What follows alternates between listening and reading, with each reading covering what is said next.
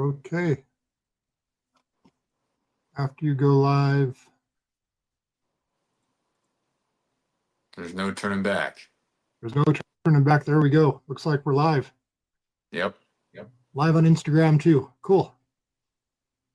Okay. Well, then let's start. Um, so good morning, Drew Rebar with Auditing Reno 911 and talking to Robert Morss, Lego Man. And he's one of the J6 guys, got arrested, got convicted, got pardoned, all because of, well, in my opinion, his political beliefs and his political actions. Because, well, does the First Amendment really exist in the United States? So that's what I know. So why don't you tell everybody about yourself and what happened to you, and just kind of tell your story. Robert's also got a book. It's on Amazon, right? That's right. Yes. So trying to sell some books, trying to help him get back on his feet after the government persecuted him. So go ahead and tell your story. Okay. Well, thank you very much, Drew. I appreciate it. Yes. So I'm actually from Reno, Nevada. I'm born and raised in Reno, Nevada, and I left at 17 to join the Army. And I think that God had a plan for me to become an airborne ranger because I didn't intend to, but I went through the RASP program, the Ranger Assessment Selection Program, and became a ranger. Deployed to Afghanistan 3 times. I was stationed in Fort Lewis, Washington, but I on my first deployment, my first combat deployment to Afghanistan is when I realized that I think I could make more of an impact as a teacher instead of a ranger. And so I decided at that point to not re-enlist, but I wanted to use that calling to the benefit of not just myself but my country, because as I was walking through the bombed out areas of Sharana, Afghanistan, I recognized that my own country could become a wasteland like this if the next generation didn't know how to keep this republic. So for example, like you said earlier, does the First Amendment really exist in America? Well, it does if we want it to. And if we understand it, it does. And I think that the First Amendment can be eradicated in this country if the next generation doesn't understand the significance of it. But maybe we can get into that a little bit later on. But essentially, what ended up happening was I decided to dedicate my entire adult life to becoming a teacher. I moved in 2016 from Reno, Nevada to Pennsylvania to get my degree in secondary education from Penn State, which I did in December 19th, 2020. And 2 weeks later, I'm at the Capitol on January 6th. And so, things have happened fast in my life. I'm an airborne ranger, Penn State grad, now a pardoned and political prisoner. It's pretty wild what's all going on. But I will say, though, that it's been a very educational ride, and I've learned a lot from this, and I've learned how to be a better man and to be a better Christ follower as well. I'm in love with Jesus Christ more than I ever have been in my youth, and I understand the necessity of living a life that looks like Christ would have looked, not just so you can have, a better interaction with others, but also so that your country can also benefit from the actions that you take as a Christ follower. So it's a beautiful story. And frankly, I'm of the opinion and attitude that January 6th is not the last cool thing that I do or overcome. If anything, I'm just getting started. You mentioned the book, which I appreciate. So one of the examples of my work ethic and what I'm excited to do is, spread the wealth of knowledge that I've gained. And one of those is through literature. There's a book that's available on Amazon now called One Question Remains, that was actually written in prison and smuggled out of prison, that your viewers can go and grab right now, that essentially not just dissects what January 6th was as a lobster trap, but it also pinpoints where we believe that things started to get really bizarre for American politics back in 2016 with the election that Donald Trump was supposed to lose, with the event of Bernie Sanders dropping out of the Democratic National Convention in favor of Hillary Clinton. We start the clock at that point in time and use that as kind of like a premonition, if you will, to see what to expect for everything that follows from that moment to January 6th and then onward. So the book, One Question Remains, isn't just a nice book, that you can read the story of January 6th, or it's honestly kind of like a toolkit to try to understand how you don't have January 6th without a stolen election. And you don't have a stolen election without the pandemic. Well, you also don't have the pandemic without the election that Donald Trump was supposed to lose. And all of those events are very finitely detailed to the degree where you're either going to agree with every page if you've been paying attention, or you're going to be mind blown if you're being introduced to the names, the dates, and the times for the first time in your life. So much so that we hope that this book is capable of pulling people out of the matrix and joining the fight to make America great again once and for all. Nice. So, what happened on January 6th? What was that day like? What did you do? What did they accuse you of doing? What did you not do? What did you do? Where were the lies? What was the truth? What's the truth?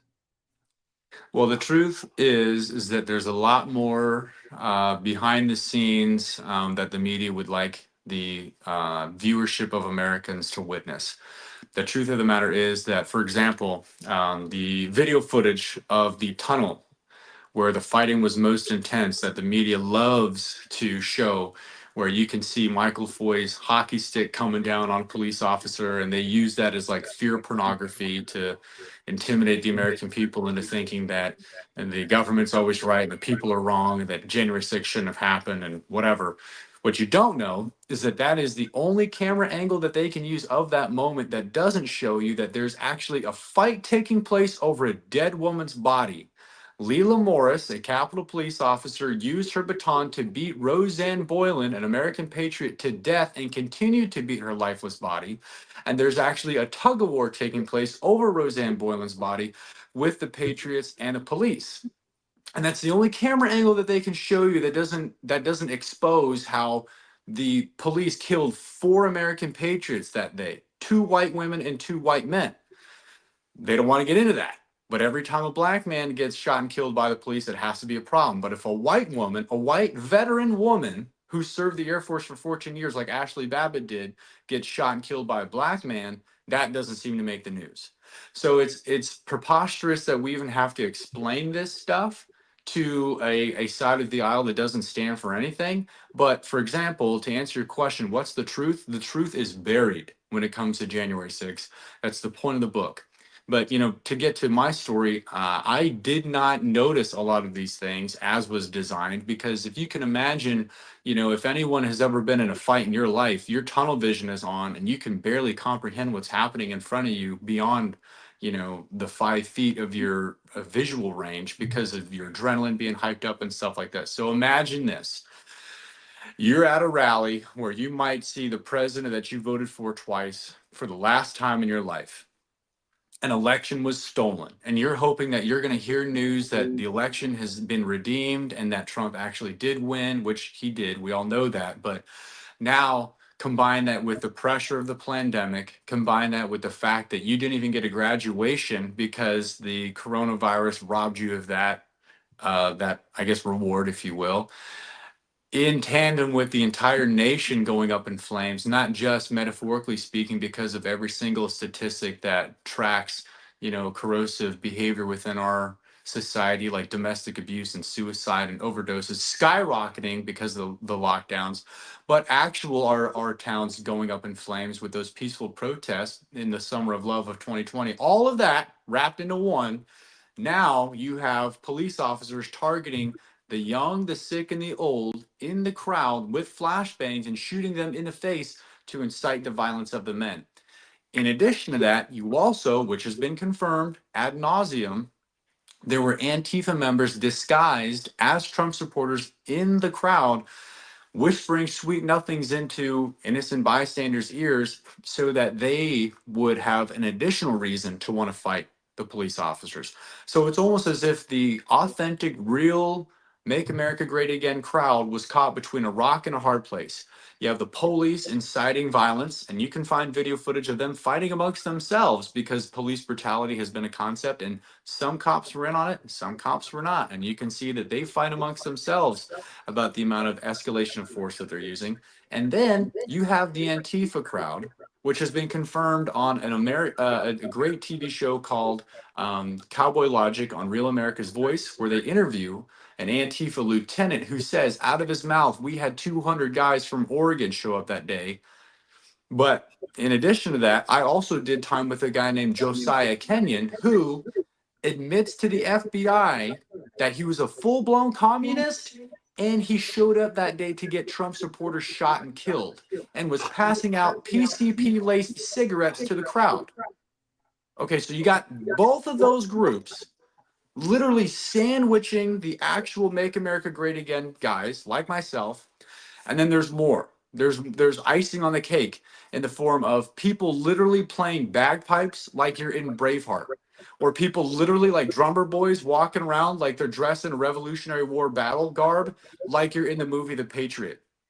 And then you have people on megaphones saying things like, this is it, Patriots, it's now or never. If you don't do something, you're going to lose your country forever. Or you have people saying, because all of our phones couldn't work because the amount of individuals that were there, nobody had any service. So you have people also reciting scripts in the crowd, and I'm assuming these are, trained provocateurs or their FBI assets, either one, saying things like every capital is getting overrun in this country. We're totally bucking the system. Everybody's doing it, or saying things like the CNN building just got overrun too. We're taking our country back. We're done with the fake mainstream media, all this stuff. All of this stuff is happening. Now try to put yourself in your shoes and ask yourself, would you stay still? Would you be able to just sit back and try to take everything in? Or is that concoction enough, as it was calculated to be, to make you do something that you weren't planning on doing that day? Right, because the stories are that there were FBI agents in the crowd and a bunch of just like you said, people inciting each other to do things. Without a doubt. And so why would our government have FBI agents in these crowds? Why do we?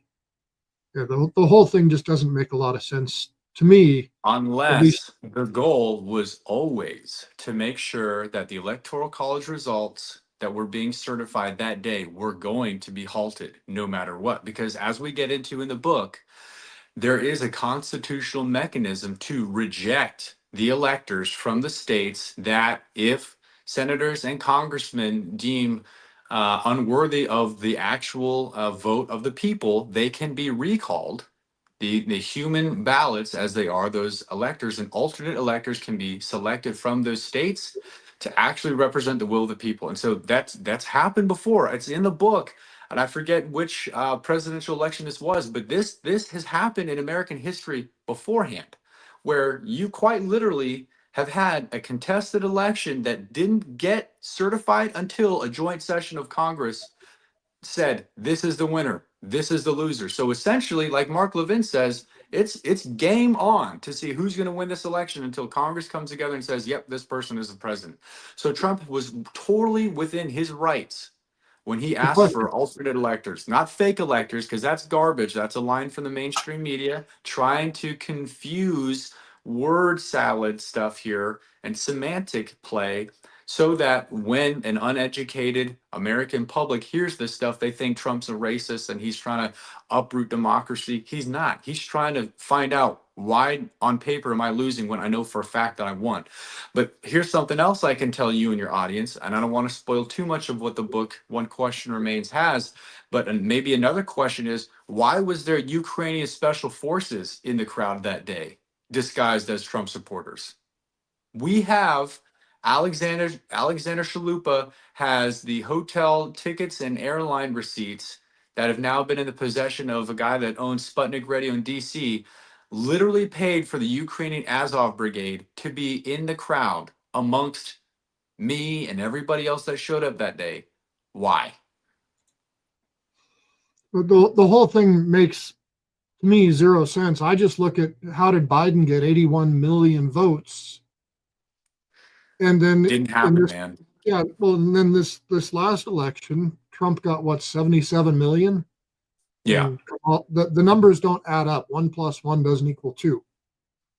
right. And I ran for office in the last election here in Nevada and found corruption there. I mean, Washoe Hmm. County you grew up in, where I live, left my name off of the sample ballot. Oops, it's just an accident. Nope. But they Still left a lot okay. of other people's names, and they change things and they do things. And right now, the Nevada legislature is in session. I was just down there yesterday. There was a bigger protest against President Trump, huge Yeah. protest. Um, but what the Nevada legislature is trying to do right now is move the power of our elections from our local county governments, which are corrupt, into the hands of the Secretary of State, which I Whoa. find to be even more corrupt. So they're trying to centralize the elections into the state Consolidation of control, power. Hmm. consolidation of power. So if you I think that's Assembly Bill 100, I think, or 112. I forget exactly, but if you live in Nevada, call your legislator and say, hey, we don't want the power to be centralized in our state. We want the power to be to the people through the counties so that there can be accountability. Because there's really very little accountability, even with the election that I was in. Uh, Mm. I I went to the Supreme Court and said, "Hey, here's a problem," and they said, "Yeah, Mr. Rebar, you're right. Washoe County violated the Constitution. They violated the law, but we're not going to do anything because, well, you didn't complain the proper way." That's So that's pathetic. what happened to me, and that's my personal experience. And there's a, Right. if you want to go look it up, it's Rebar versus Washoe County. It should pop up in a search if you go look at the court records, and you can go read what they said. So, like you're saying, um, the whole thing just seems to be rigged. Well, I'm not, don't want to put words in your mouth, but in my opinion, rigged. That's I'll kind of say what it. I'm Yeah. hearing from you. Well, Um, here's the thing too that they have to realize is that in 2024 they knew that Trump was going to win because of how many people had loved him. So why not rig the down ballot votes? There's no way that Trump wins Nevada, but the Senate can't win in Nevada either. You know, like the candidate from Nevada should have won the Senate. He was an absolute amazing candidate. And I think he did win. But they also knew that if we can't win on the, presidential ballots, we'll just rig all the down ballots because the Trump effect is going to have all the attention on Trump. Sure, let him win, but they can gridlock the man if the Senate and the Congress votes against him time and time again. And so that's what they wanted as well too. See, here's the thing is, and this again, this brings this back to, in my opinion, the Bible. You can't escape it. The Bible's involved in everything. If you think about it, when was Jesus tempted in the desert by Satan? He was tempted when he was alone and he was tired and he was hungry. So all of the deeds that are of the temptations, the manipulations and stuff, that happens when it's in the dark. When it's always brought to the light, there's no room for corruption. That's why they hate the exposure. That's why when valiantly went and addressed the Supreme Court, oh, yeah, there's a problem. They had no choice but to admit it. But because you didn't complain the right way, they succeed in doing these things in the dark. They hate the exposure. That's why the mainstream media is so adamant about making sure that their agenda and their perceptions are pushed as opposed to reality. And so I will say that when it comes to our nation, whether it's going to sink or swim, and this is what we argue in the book as well too, is that if you want to make America great again, you have to make America God's America. You have to have people in positions of power that trust and want to serve the Lord, as opposed to people who want to trust and serve themselves or the God of this age, as is referenced in Second Corinthians chapter 4, who has blinded the eyes of the non-believers. So I think this really does come down to a division between good and evil. And I know that it sounds cliche, but when you take the time to study the Bible, you actually start to recognize that the time period we're in is very biblical. And the choices that we make each and every day to show cowardice or courage tip the scale in one direction or another between liberty and tyranny. Yep. Yep. 100% agree. So what was it like when they arrested you? How did that go? Well, luckily they did not arrest me outside the school that I was teaching at. That could have been rough. Two of the teachers that were teaching during the semester that I was at the school in Pittsburgh died because of the coronavirus vaccine. So the kids had already had enough. They arrested me on the last day of school outside of my apartment. I was about to hop into my Jeep, and about 17 people kind of came out of nowhere and pointed their guns at me. Part of me, in a sick way, kind of felt a little bit of relief because I had been hunted for that long, from January 6th to June 11th, and there was always like a Damocles sword above my head at all times. I felt as though that I was given a prognosis of terminal cancer after January 6th, that at any point in time my life would be ruined and over. And so there was a little bit of relief when I was finally arrested, as sick as that sounds. But what I will say is that, that was essentially my induction into the hero's journey. And there's a really cool book by the name of A Hero of a Thousand Faces by Joseph Campbell, who essentially addresses that the hero's journey begins in one of two ways.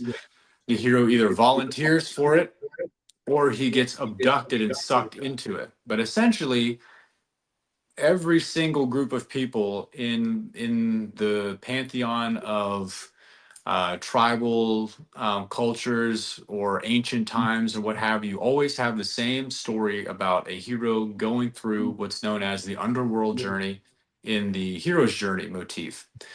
And every single hero has that archetypal kind of struggle, if you will, in what's known as the underworld, where the hero must persevere through a challenge that quite literally might take him through, something underground, or it's like a symbolic underworld, if you will, the night sea journey of the soul. And I was painfully aware that that's exactly what was happening to me at the time, which gave me clarity and focus and understanding for how I should conduct myself the entire time I was incarcerated. I knew that there was more at stake than whether or not, the girlfriend that I had at the time was going to stay with me.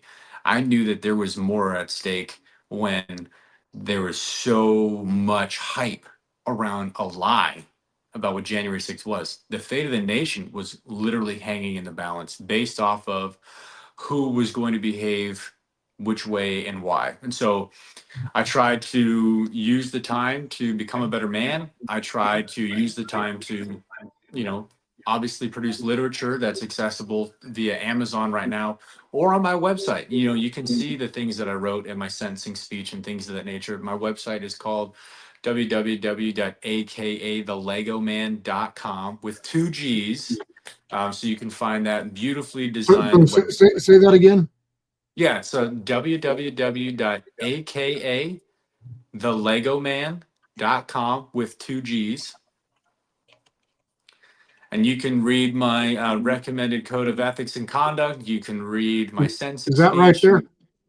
That's the one. Yep, that's it.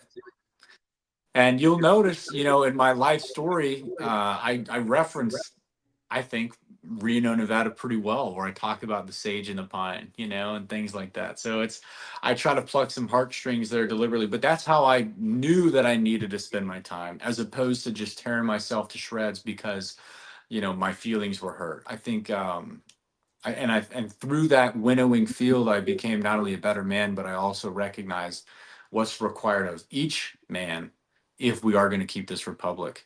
So I read a lot of books of the Western classics. I needed to, so that if and when the time came for me to try to recite why I was a conservative, I don't need to say, oh, well, Sean Hannity told me so, or Mark Levin told me so, or, Michael Savage told me so. I can say, no, I understand why there's a necessity for the First Amendment. And I think we're learning that as a nation the hard way. What kind of world do we want to live in where we can't express ourselves? We can't have grievances toward the government. We don't have freedom of the press. We don't have freedom of religion. And that ultimately is the first bulwark against tyranny and communism and things of that nature. And we're learning what that feels like the hard way. And so hopefully, and this is what I think is going to happen, we're going to have an American Renaissance where we understand that we should reject wholeheartedly the communist dictatorship of mask mandates and lockdowns and Biden economics and all this garbage that has nothing to do with putting American people first. We shouldn't get involved in ridiculous foreign wars at our taxpayers' expense. And then right now, as you can see what Doge is uncovering, there's more money going to Social Security than there's people that are alive. So that means that our taxpayer dollars have been ripped off and thieved from us for decades and decades and decades that you are paying into, and these congressmen and women become millionaires, not only at our expense, but all their buddies around the world become fatter and richer off of our hardworking dime too. So, And then if you don't agree with them, they do what they did to you and they put you in prison and take away your freedom, take away your liberty, take away your life, and lock yep, you up and feed you what they want to feed you and treat you the way they want to treat you, yep, and turn you into basically cattle. slave labor, in my opinion. Yes, I've yes, I've only experienced being arrested and being in a jail for a short time doing the activism I've done. I mean, you took years out of your life, lost yes. your career, lost everything Hmm. because the government didn't like what you did, And I or honestly people in the think too government that didn't like what you did. right. Well, I think honestly too that the one of the bigger reasons why I was given the sentence and the treatment that I did was because I was a teacher and I was willing to be the lone Republican in the school district that I was going to teach in, and I was willing to teach real history. And they hate that. They can't stand that. They would rather these teachers push the CRT garbage and the gender affirmation garbage and all this woke trash that is extremely harmful to kids, but it's also super creepy and like vile. So like I don't know why anybody would promote that unless they were a creep themselves. But on top of that, they would rather me do that and capitulate and sell my soul for a little bit of comfort, so that I wouldn't be under the spotlight, as opposed to what I was willing to do, which is, reject the lie, stand up for what I believe in. And I've said this earlier on Todd Callender's podcast that bravery is always rewarded So, and so God hates a coward. And so how did you they? will Sorry go to ahead. interrupt. How did they treat you when you were in prison in custody? Were the people decent to you? Did you experience any abuse? Um, I certainly did. So while I was in the DC jail, during a strip search, I was sexually harassed and assaulted by a couple officers. One, his name is Armstrong. Another one is named Taylor. I'm under the impression they still work at the DC jail to this day. And that's one of the reasons why I was taken from the DC jail to Northern Neck Regional Jail in Warsaw, Virginia, because of the direct retaliation that we were receiving. So in the earlier months of 2021, we were exposing how insidious the DC jail was, at our own expense. But essentially, we gained the respect of the DC locals because at first they were taught and they were instructed essentially that a bunch of white boys came to just, mess up their backyard. But after they had learned that we were trying to ameliorate the like horrendous conditions in the DC jail that they were suffering from, and their dads and their dads and their dads had suffered from, they recognized that, wow, these J6ers, they're all right. And we might look a little different, but we share the same. Our problems are coming from the same building. And so that's that's essentially how we gain the respect of the people, but also the hatred of the government is by exposure. That's kind of what we talked about earlier, where things are brought to the light and the government hates that. So does the devil. That's why all these things are linked. But anyways, um, with that being said, uh, I I was able to reference the story of Joseph a little bit because in the story of Joseph, he gains the respect of the staff of the jail that he's at, and he actually climbs the ranks of the prisoners. And that's kind of what I did because of the way that I conducted myself and the way that I restrained myself and how I stayed out of trouble. I had zero disciplinary actions. I got into zero fights while I was in prison, because I was able to humble myself before the Lord and think accurately, negotiate, and do what I needed to do, not just to survive, because people are willing to do that and do some nasty things in order to survive, but to stay strong, firm in my faith, but also draw a hard line between what I was willing to do and what not to do. And God helped me see that line. And I think that if we ask for that and pray for that, God will give us that. We have as much of God in our lives as we want. But because of that, like the story of Joseph, I rose in the ranks of prisoners. I gained the respect of the jailers, if you will. And that, I think, is one of the reasons why I didn't have nearly as hard of a time as some of the other January Sixers did. Nothing against them. But they might not have seen reality as I saw it or chose to see it.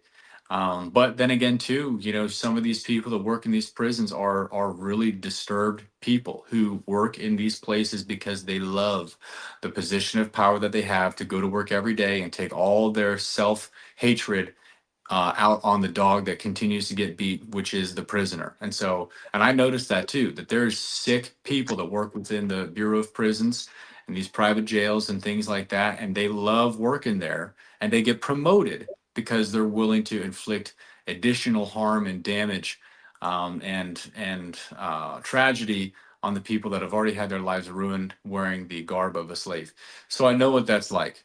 And it's terrible, but that wasn't enough to make me sell my soul for a little bit of comfort. Again, coming back to the Bible, this goes back to, the contrast between Jacob and Esau, those two brothers. Esau was the oldest, but Jacob actually makes a deal with Esau that he'll give him some food. Esau was out hunting. He's tired. He comes home. He wants something to eat. Jacob says, I'll give you this bowl of soup for your inheritance. And Esau takes the deal. Well, the inheritance that Esau traded was, that of the firstborn son, which is crazy. But essentially, that's what we do every single day is we trade our inheritance in heaven for a little bowl of soup. And so again, bringing it back to the Bible, you can now relate to stories in the Bible. These aren't just stories. These are live, actively engaging narratives that you can interplay with based off of the challenges that you face.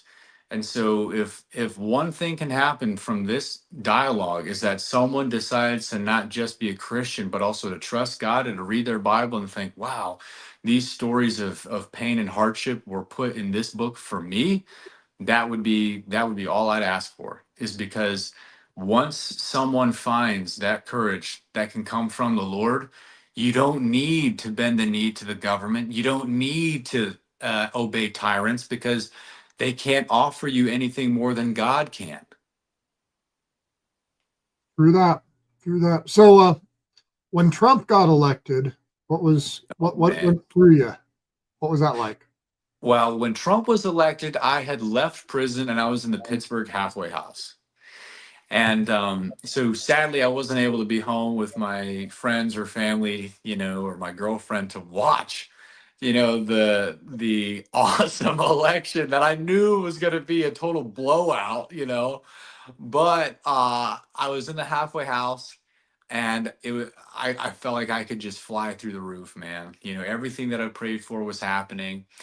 And I honestly think that's the reason why Trump won, is because enough Americans were willing to humble themselves before the Lord and beg God for this.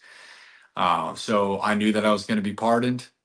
I knew that this nightmare was going to be over, not just for me, but for the country. I mean, we were so close as a nation to just falling off into the abyss, a point of no return. And if Kamala was president right now, I wouldn't be surprised if the economy had already been tanked and we had already been invaded. I mean, really, truly, we were that close, man. We could still be that close. I mean, each time that Trump has been the president, we've been on the brink, So it's like, hey, man, I'm grateful for Trump, but like, what happens after him, So he can't keep saving the day. We can't keep counting on him. We got to, during this time of 4 years, we have to prepare ourselves to inherit the torch.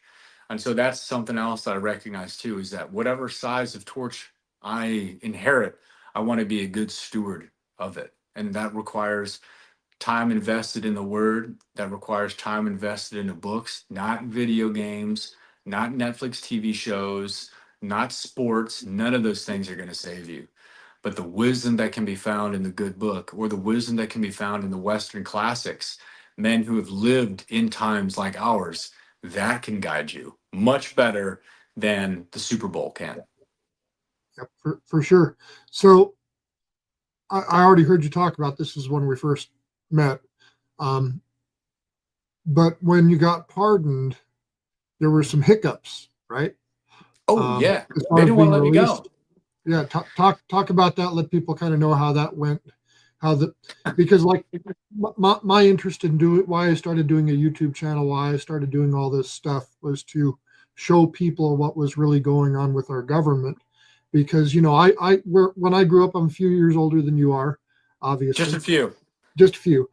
Yeah, I watch Saturday morning cartoons, and here's the cartoon about I'm just a bill, and it yeah. shows you how bills On made into Capitol law. Hill. And I thought the government was there to help the people and make life better. And I've discovered that's not the That's truth not the case. for the most part. So, describe what happened as far as once the pardon happened. How did the people in the system treat you, and how did that release go? Well, there was absolutely no plan to let me go.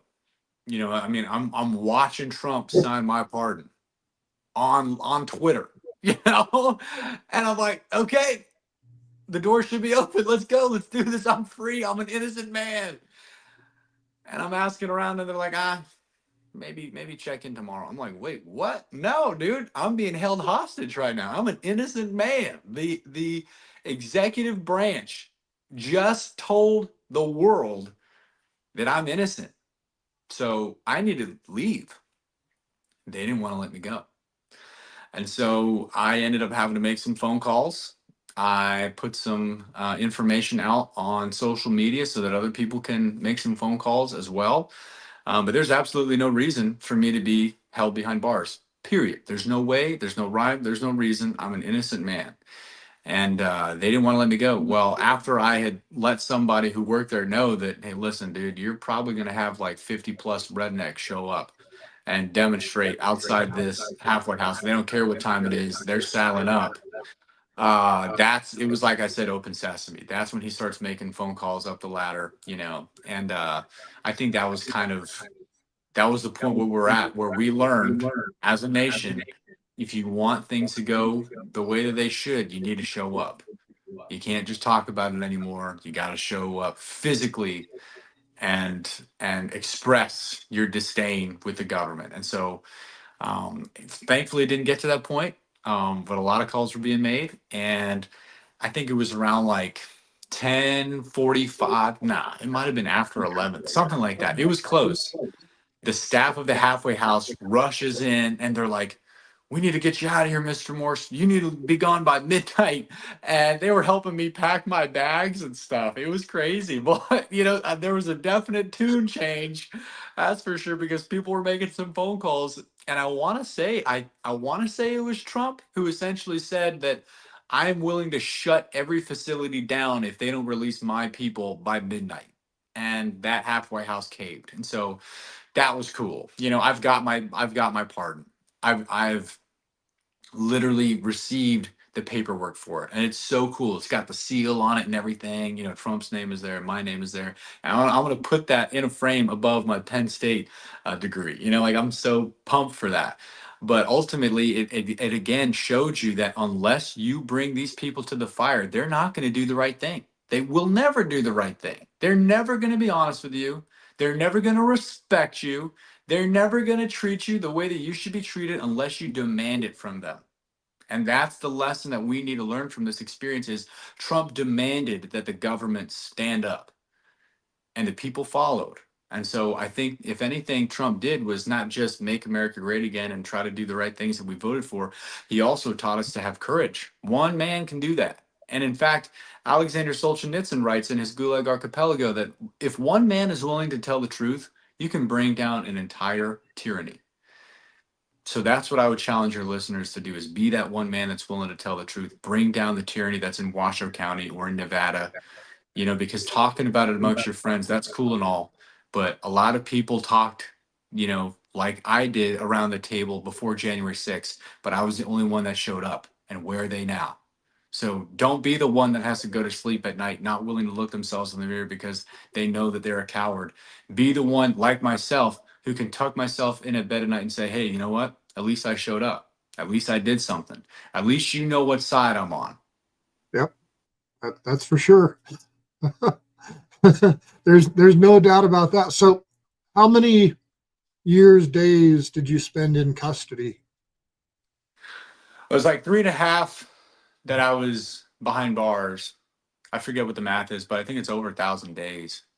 But and it's crazy because it's all, it's over now. It just feels like it happened in a flash, But I will say that the amount of time hurt for sure because there's moments that I'll never be able to get back. There's sunsets and there's weddings that I missed out on that I'll never be able to see or witness or be a part of. And my family is not going to be the same. My brother disowned me a month of me getting out of prison. Didn't ask me what I thought. He just told me what I thought because he believes what the mainstream media is telling him about his own flesh and blood, which is crazy. Things are not the same with my dad. He's done a complete 180 when it comes to politics and religion out of nowhere, which is sad. But and I don't know really if the time would have changed that. I've because I prayed for bond. I never got bond. I have no criminal record. I haven't done a single thing in my life that would even make the government think that I'd be a danger to society other than serving my country honorably as an airborne ranger, and they use that against me.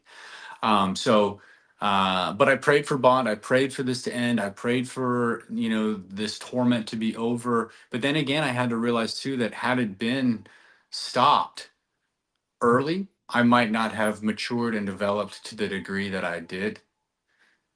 So at the end of the day, and it's like Genesis 50, what the enemy designed for evil, God always intended for good.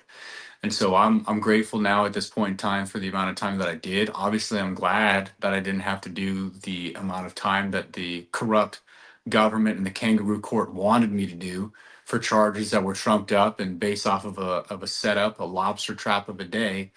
But I mean, there's guys that were about to do 22 years for not even being in DC if it wasn't for that pardon. So it's just sick, man. But I'm grateful, that I did do the time that I did because I suffered well. And this is the first time in my life I can look back at a chapter, an epoch of my life, if you will, and say that I think I did it right. So, once you got out, um, I met you at a meeting. Yes, that What's was a good life? time, man. It was. What's life been like since you got out? How did you adjust? Are you Do you have a place to live? Relationships you had? You described some issues with your family, girlfriend. What did Well, I anything have an come back amazing together? girlfriend. I have But an amazing mother. She fought very hard for me the entire time that I was locked up. And she wasn't even the one that was in politics. She was always the one that was supportive, but never was the one that was putting her foot down and be like, this is right and this is wrong. But man, she has met the president numerous times. She's been to Mar-a-Lago a bunch. She's been to his properties in Jersey and New York because of this, because of her will to save her son. It's just shameful that she wasn't joined by my other parent, but that's another story. But I would say that I'm relatively adjusting well because, well, for two reasons. One, the American people have stood up to be there for me. I mean, it is incredible the amount of people that are willing to pay for, whatever. It's whether it's some gas or some food. I don't drink anymore, but if anything, the American people have been so kind. The ones that see the truth, the one that can look at this thing that was on the TV and say, that doesn't add up. And then they look into it and then they find out that, yes, it was a lobster trap. That America has showed up.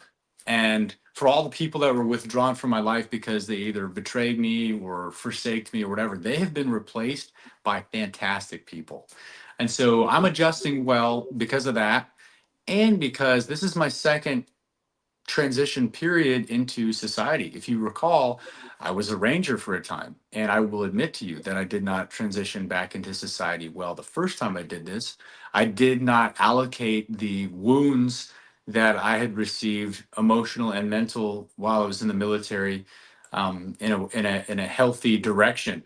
I drank more than I should have, and I embarrassed myself in ways that I didn't need to. So now having that experience, I can readjust into society, understanding, okay, I'm not going to make these mistakes. I want to make people proud and actively behave in a way that does make people proud, especially the people that have gone out on a limb and supported me, most of which did that without even knowing who I was. So it's a huge blessing. So the transition period has been interesting. It's wild to have to rebuild your life and to reinvent it at the same time while moving forward. Life is happening fast. Like right after this, I have a whole job that I got to do. And it's all going to be on the computer. After that, I got to go run around and drop a whole bunch of things off in town. So I'm very busy, and I've had a lot of people reach out to try to express their love and their support, and my phone is ringing off the hook. And most of the time, I can't answer because I'm trying to give my undivided attention to someone who I'm already on the phone with, or I'm talking to now, like you. And it's not a reflection of me not wanting to talk to anybody. It's just like, the problems that I have are that so many people want to let me know that I'm loved, and the haters will never experience that. And so I'm transitioning well. America has embraced their own, and it's beautiful to see that the America that I believed in and trusted is still there. So everything's worked out. Are you going to go back to teaching, or what do you want to do? I'm in the process right now of obtaining my teaching credentials that while I was incarcerated, the state of Pennsylvania filed a lawsuit to legally apprehend from me. Oh yeah, added insult to injury. Oh yeah, that's crazy. So check this out. So while I was in the DC jail, the jail in my country's capital no less, from my prison cell of solitary confinement, I look out the window of my door, this iron door, and I look out the window and I see the Afghan pullout happening on the TV up in the corner. I'm like, you've got to be kidding me. It was like I was in the twilight zone. The betrayal was so visceral. I'm looking at this thing going like everything that I fought for and sacrificed in that desert just literally went up in smoke because of Biden. So there's that. Then while I'm in prison, everything that I earned and fought for while I was in college gets removed by the state of Pennsylvania. So that's gone. So like everything that I fought for and worked for, like Job, was taken except my trust in Christ. And that to me has been the source of my strength. So to answer your question, yes, I'm going to get back into teaching. Now that I've been pardoned, there's no reason for me not to have my teaching credentials. So I'm going to get those back from the state of Pennsylvania. Whether or not I teach in Pennsylvania, that's another story. But yes, I'm going to get my teaching credentials that I rightfully earned and I should rightfully have. And then, later on down the road, I'd like to get my doctorate. I think Dr. Morse sounds pretty cool. I'd like to get my PhD, and I'd like to take my teaching up a notch and teach in a university. I mean, very few history professors have actually helped make history like I have. And so I think I'd be a Yeah. pretty appealing candidate to work in a university after having a background like my own. So I'm excited. I think that this is going to turn into a blessing in disguise. It already has been. Like I said, meeting you and so many other American standout patriots has been such a gift. And we never would have known each other's names had it not been for this. And so this is turning into a bigger positive, but I'm making it turn into a positive. I'm designing this to be a positive because of the decisions that I'm actively making each and every day, guided by the way, the truth, and the life, Jesus Christ. Yeah. Got a cool story, man. So Thanks. It's a wild ride. I'm telling yeah. you what, and I'll be thinking about this and talking about this for the rest of my life, but I will say this is not the last cool thing I do. So stay tuned. Give me enough time and I'll surprise you again. So anyways, I wanted to encourage everybody to go buy a book. So Yes. there's the Amazon link right there for your story, and you need help getting back on your feet. So that should hopefully help you, and people can, you know, educate themselves some more about what happened as opposed to listening to what I call the lamestream media. Yeah, You know yeah, or the that Communist News Network. exactly that perpetuated the pandemic on all of us, Yeah. and just wants government to control everything that we all do. Um, And if you know, your viewers are interested in reaching out, there's a contact us page on the website. So if you wanted to go on the website and shoot me and my people an email or something like that, if you have something going on that you'd like me to show up to, or you just want to let me know that hey, you're a fan, I'd love to hear that stuff because that kind of feedback is quite literally food for the soul and healing to the bones, as it says in Proverbs. But what I will say is that, like I said, this is not the last cool thing that I do. Selling books is not going to be my shtick. If anything, I just want more people to, remove themselves from the matrix. But I will say this when it comes to the book, and I'll let you and your viewers know about this. There's an Easter egg in this book. Well, there's a couple, but the big one, I got a copy here. If you go in the back of the book, okay, one question remains, you'll notice that the last page is empty. There's a reason for this because the last page has a single line on it which reads, with a firm reliance on the protection of divine providence, we mutually pledge to each other our lives, our fortunes, and our sacred honor. That, my friends, is the last line of your Declaration of Independence. And so the idea is that when you meet a January 6er, because there's a lot more of them out there than just me, you can collect their signatures back here so that they and you can add your names to a document of historical significance, just like our ancestors, which intimately links you to history. And this book, One Question Remains, now becomes a collector's item of the January 6th community, which is growing day by day. So grab yourself a copy of One Question Remains. Go ahead and track down a January 6er. If you want, I'll be in CPAC in a couple of days. So if you want a signed copy, then let me know. But yeah, I mean, this is about the American people. It's not just about me making some money from a book. It's more like I believe in this country enough to fight for it and to want to raise my kids here so that they understand what it is like for freedom instead of Ronald Reagan's quote that haunts us when it says that our grandkids won't know what it was like, for men to be free. We have to reject that concept. And we do that by taking action each and every day, turning the TV off, reading a book, but finding courage. Jesus tells his disciples to take courage.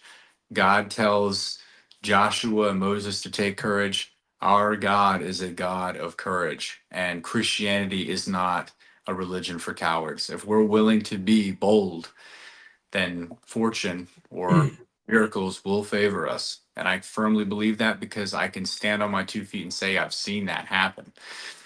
It's all very beautifully linked.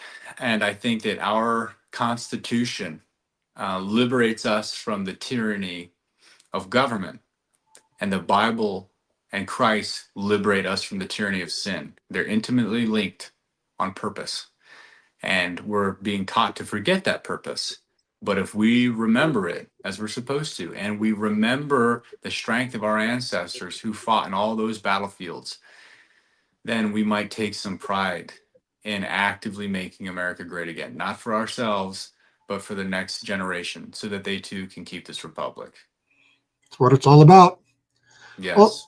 I greatly appreciate your time. Thanks for talking to us. Thanks for sharing your story with everybody. And let's keep spreading the word and make change for the future because the past, in my opinion, has been screwed up. And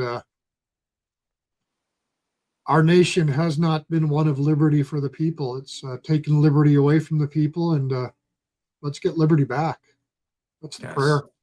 Let's take it back. Okay, man. You have a really good day and keep waking up. That's all I can Thank say. you. Yes, sir. Well, I appreciate the opportunity. Thank you for letting me speak. I hope that this helps you too, though, gain some viewers. But it means a lot, for me to know that there's someone out there who cares like I do. we're never alone. The enemy would like us to think that we're outnumbered, and that's not the case.